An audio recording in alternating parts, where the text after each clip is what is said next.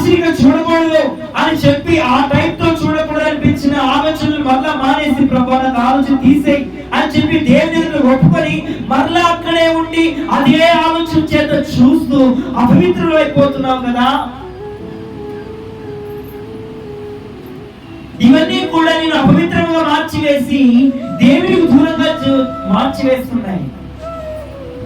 వాక్యం చదువుతూ ఉన్నా, పాటలు పాడుతూ ఉన్నా, మందిరానికి వస్తూ ఉన్నా, ప్రార్థన చేస్తూ ఉన్నా, మందిరంలో వచ్చి కూర్చుని నీవు వాక్యం వింటున్నా కూడా పాప ఆలోచనలు నీ హృదయంలో రగులుతున్నాయంటే నీలో సరియైన ప్రార్థన లేదు.